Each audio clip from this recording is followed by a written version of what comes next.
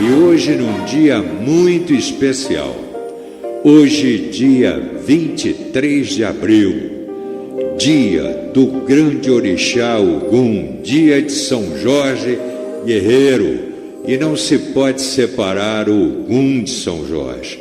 Hoje é dia de festa, em homenagem ao grande orixá Ogum. Ogunhê, meu pai!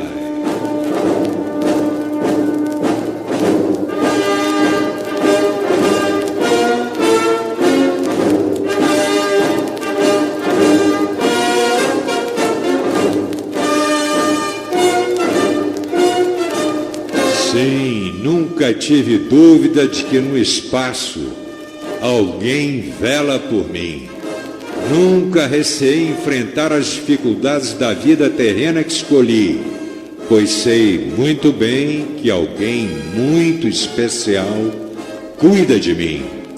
No mundo difícil, de muito receio e ceticismo no tocante à espiritualidade, a vossa presença, o vosso fluido, é um bálsamo, um oásis, para aqueles que procuram na verdade do Espírito o verdadeiro caminho de Deus.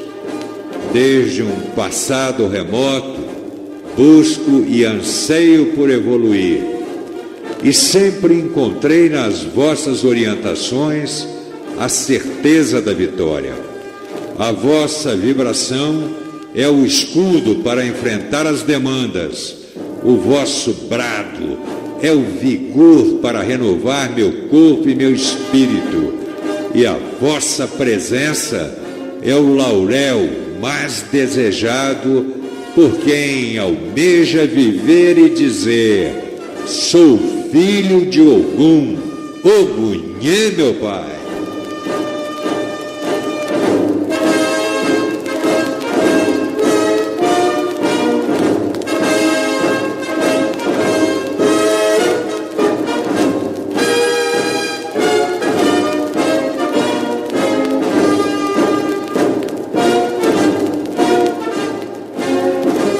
Amigos, dia 23 de abril, dia importante para todos nós que somos umbandistas, que vivemos dentro de uma religiosidade e que temos em Ogum dos grandes ícones da nossa religião.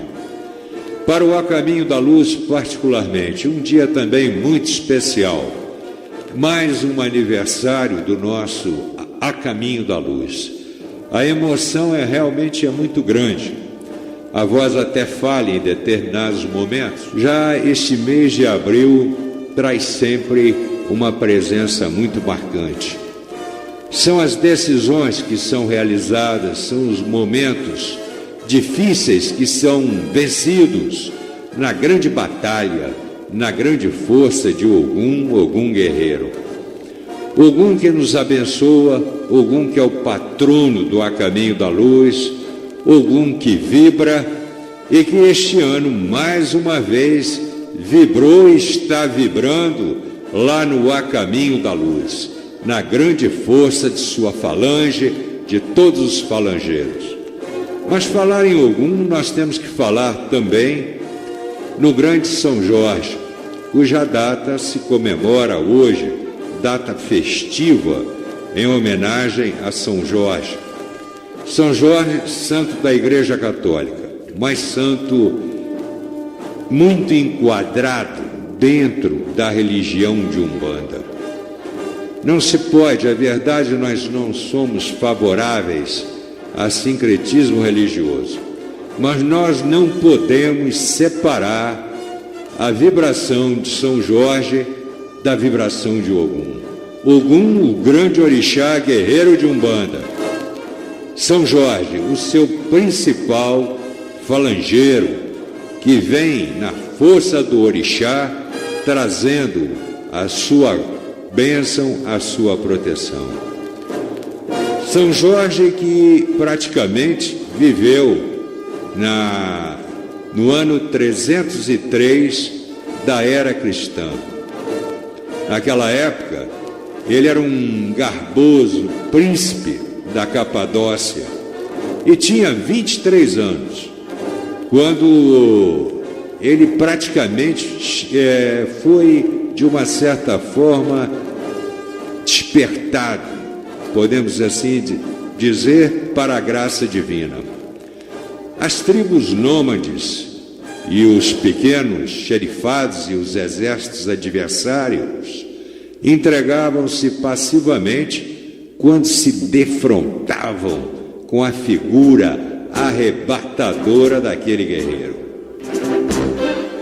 Além do numeroso exército que ele comandava e que aumentava cada vez mais, ele impunha pelo verbo e pela palavra iluminada cristã os feitos heróicos de conquistador audaz, transpondo fronteiras, alcançaram Roma, que nesta altura Roma dominava povos, raças, e era uma força muito bem adestrada no tocante à parte militar.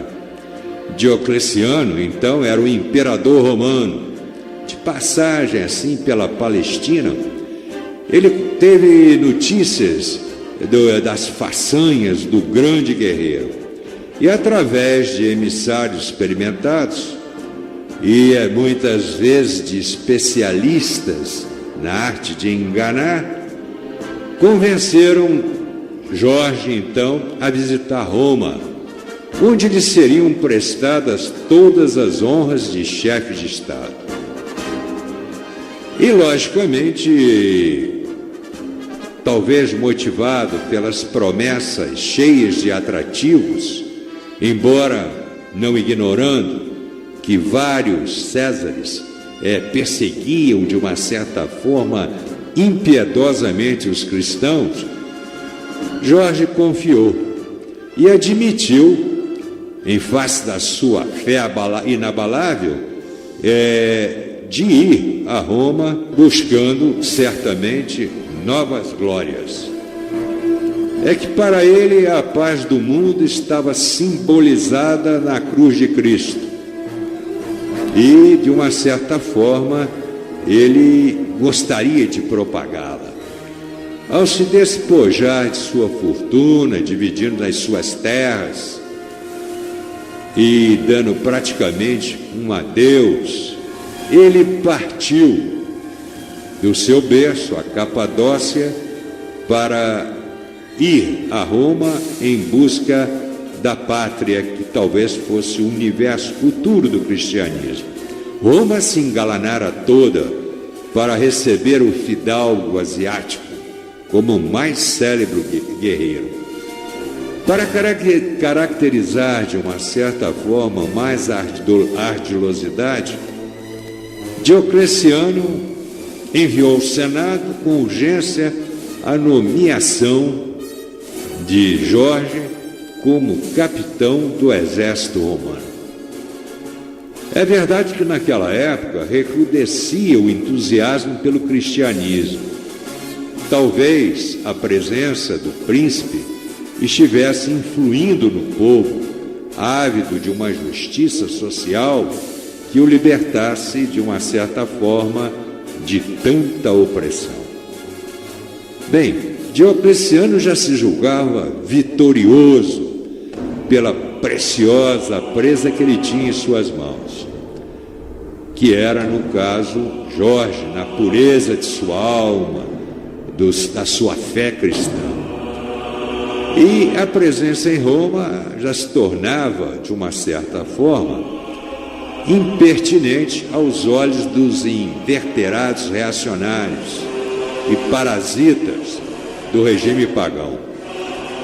Ante a pressão das classes chamadas conservadoras, ou melhor, da fina flor do paganismo, Diocleciano envia urgente uma mensagem ao Senado, já promovendo o príncipe da Capadócia a general de exército romano. Fê-lo, é claro, ardilosamente, para forçar uma situação em que o colocaria num dilema terrível.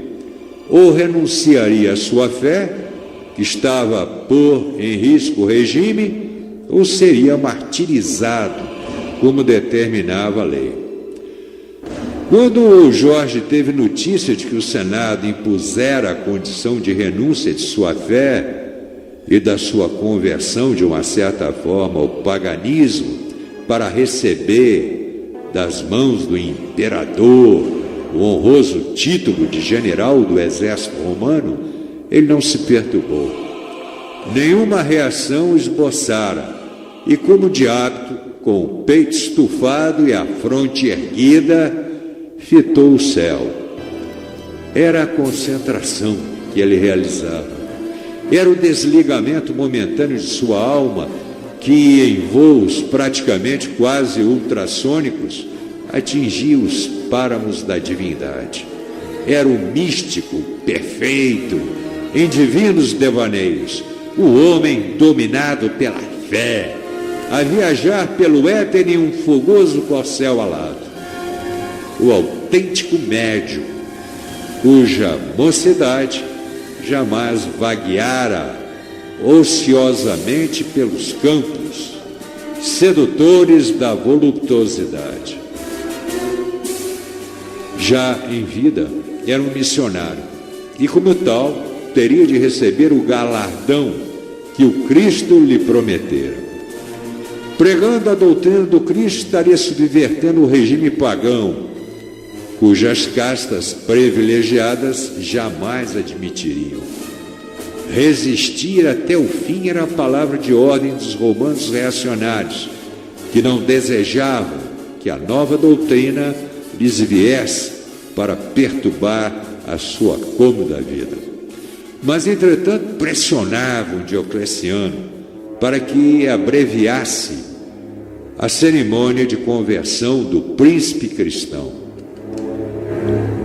Enfim, se esse era o desejo de Diocleciano, maior era a vontade dos corruptos que ali imperavam.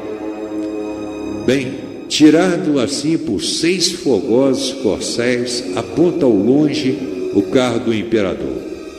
Até então, sentado ao lado de Diocleciano, o príncipe pôs-se de pé. Em marcha reduzida, a viatura imperial se aproxima das 2 alas da cavalaria pesada. Os clarins ressoam em estridentes agudos e os cavalarianos erguem suas lanças em continência ao imperador e ao príncipe da Capadócia, ilustre hóspede do Estado, Jorge.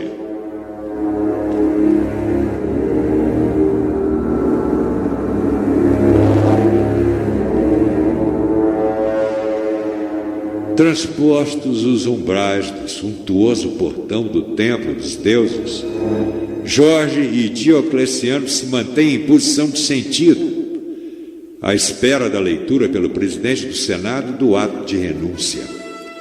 Enquanto o imperador revela um semblante de intensa alegria, Jorge, em atitude altiva, com aquele garbo, fita a abóbada do templo com os olhos reluzentes pela fé, inspirada na cruz do Cristo.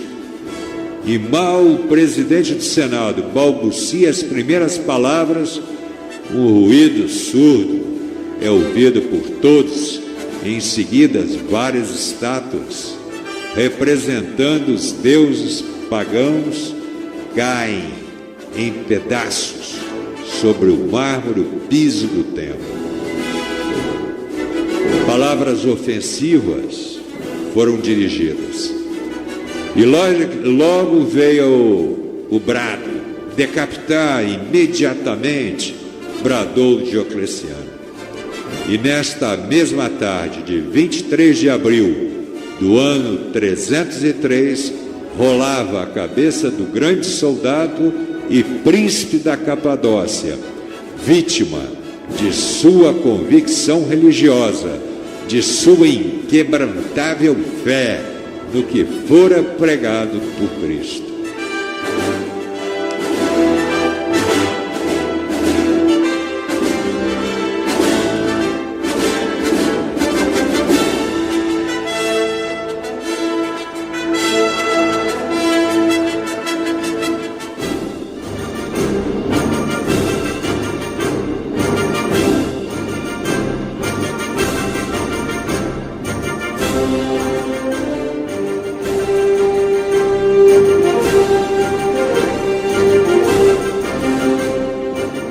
Os séculos se sucedem, um após outro, e a sua luz jamais se apaga.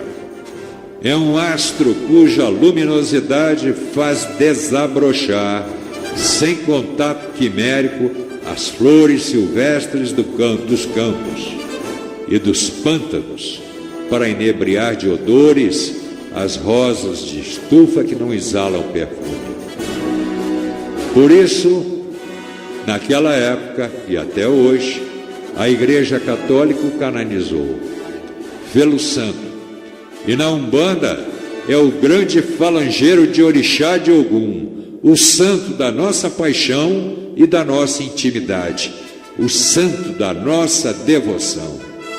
O sentido típico de uma lança cravada no dragão pelo grande guerreiro, segundo a imagem concebida pelo artista britânico ao imaginar São Jorge, no seu ginete branco, simboliza a luz rasgando as trevas, o conhecimento destruindo a ignorância, o bem sobrepondo ao mal, ou a criatura vencendo suas próprias imperfeições. É disto que consiste a vibração do grande Orixá Ogum, Saravá Ogum, Ogunhê, meu pai.